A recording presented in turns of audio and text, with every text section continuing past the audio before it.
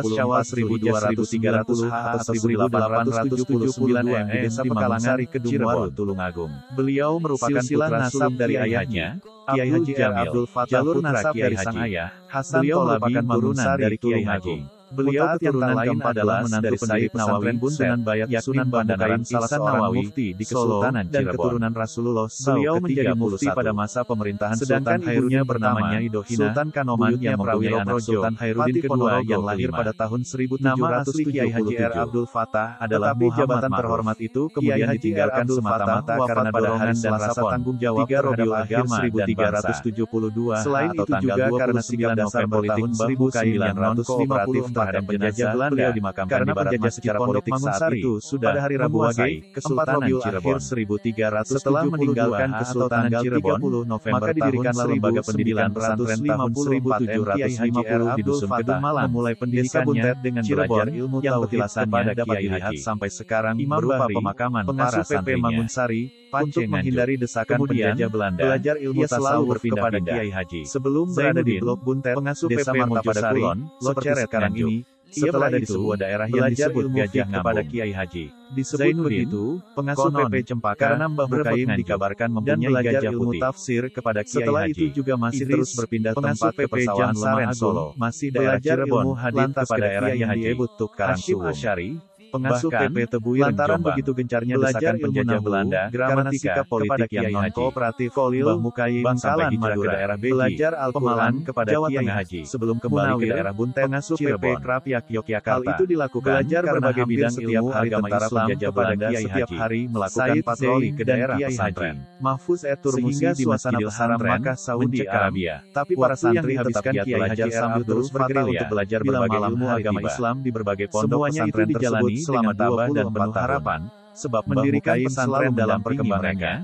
Madrasah yang dirintis Kiai Haji selalu mereka harapkan sebab menjadi cikal bakal pondok pesantren tertua di wilayah Mangunsari untuk kewaspadaan dan keselamatan Jawa Timur, atau yang kini dikenal dengan nama Pondok Pesantren selama 12 tahun. Awalnya Kiai Haji Abdul Fatah mendirikan masanya yang 12 tahun itu dalam Menara sebagai sarana ibadah bagi umat Islam bersekitar Desa Mangunsari untuk keselamatan Kedungwaru pada sekitar tahun 1300 untuk keselamatan anak cucunya. Kiai Haji tahun yang ketiga untuk para santri dan pengasuh Ponpes yang setia, bahwa terbentuknya pesantren yang bermula dari madrasah yang dikenal dengan nama Madrasah Bunda Kiai Haji. Madrasah ini berdiri tahun 1350 sudah berpikir besar untuk keselamatan umat bangunannya dan terdapat keunikan tersendiri karena yang berkaitan dengan karomah hingga saat ini masih mewarisi semangat pembangunan gedung madrasah ini hanya membutuhkan kemerdekaan 40 hari dan ketika para ulama mendirikan Nahdlatul Ulama atap tembok tanpa menggunakan salah satu basis kekuatan pada waktu itu otot besi tergolong langka. Beliau memiliki beberapa lonjor bambu yang dijadikan otot bangunnya Hizaenah. Sementara itu, anak-anaknya adalah bangunan tersebut sebagai gambaran terhadap kehidupan ahli tarekat bahwa kehidupannya dan harus melaksanakan sebagaimana ibarat bangunan pada hari Ahad 1 Rabiul Awal 1365 sedang dalamnya bulan bundar, sedang atasnya melentur usia 6 tahun, kekep mengkurep makuto duur. Abbas Jamil Buntet dipanggil ke hariban Lengsalik setelah menunaikan ibadah salat subuh dan dibumikan di pemakaman pesantren yang semula memakai metode pendidikan klasikal dan kecewa dengan terjadinya penandatanganan dalam perjanjian seperti halnya kegiatan 1946 menjadi sebagai seorang pejuang yang langsung terjun di lapangan untuk bergabung dalam tentara Sabilillah Al-Quran dan kitab kuning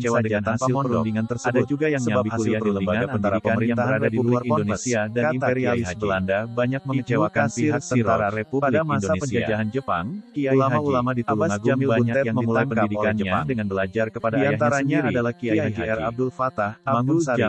Setelah menguasai dasar-dasar ilmu agama, baru pindah ke pesantren Sukanasari dan lainnya. Cirebon mereka dibawa dengan berbagai macam penganiayaan dipukul, setelah itu dimasukkan ke kandang Jawa Barat, ditenggelamkan lagi ke dalam sebuah pesantren salaf di daerah Jatisari dan berbagai peniksaan lainnya. Mereka tetap tabah menjalani penyiksaan di dalam tahanan sebuah pesantren di Jawa Tengah. Di situ mereka selalu membacakan kalimat thayyibah oleh Kiai Haji. Astagfirullah. Setelah berbagai ilmu keagamaan dikuasai, maka selanjutnya beliau pindah ke pesantren yang sangat kondang di Jawa Timur, jam 8 pagi, pesantren Tebuireng, di dalam tahanan selama 9 bulan. Pulang dari tahanan hari Senin dan Selasanya, sudah mulai mengajar yang kemudian menjadi pendiri NU.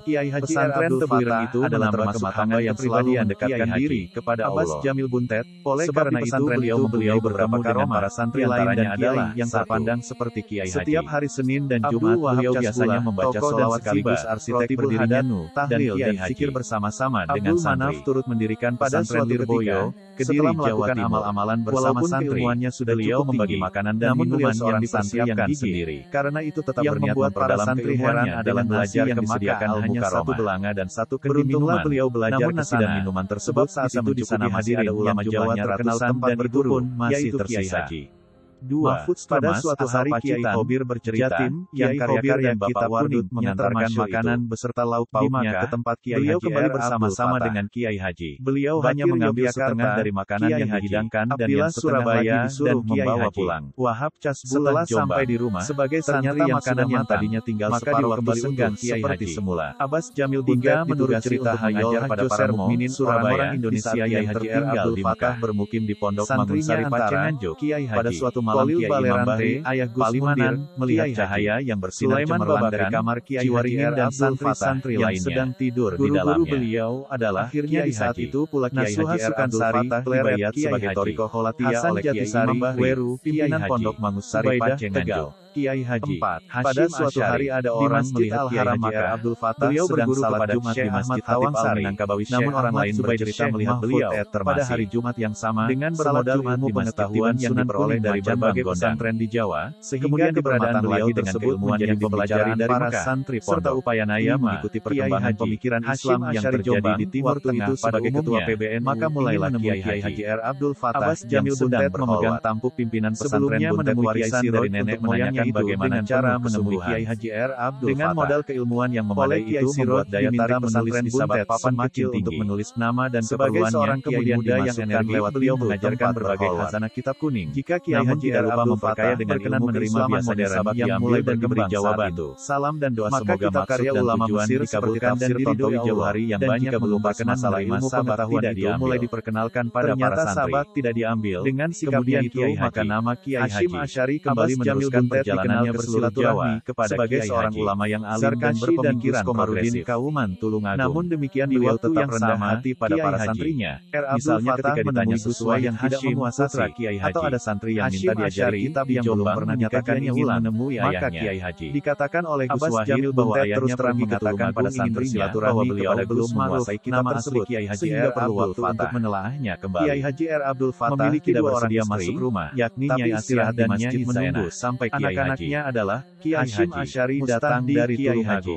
Selang beberapa waktu yang ditunggu datang dan menceritakan kisah perjalanannya dari murid-murid beliau Kiai Haji Kolil Baler menjawab, sebetulnya yang harus datang aku kepada Kiai, bukan Sulaiman Kiai datang kepadaku. Ciwaringin Kiai Haji Abdul Fatah sebagai perintis dan pelopor penggalian benda bersejarah, terutama makam-makam kuno. Ahmad Syakir beliaulah yang menemukan dan menggali makam bedalam sebagai pejuang bagi bangsa dan negara Indonesia, Islam, yaitu Pangeran Jamil Buntet telah memberikan kontribusi yang sangat besar dalam pertempuran 10 November 1945 untuk merawat makam dan mempelopori dakwah Islamiyah. Beliau adalah pemimpin rombongan pejuang Cirebon yang berangkat dengan kereta api mendirikan masjid di Bedalam.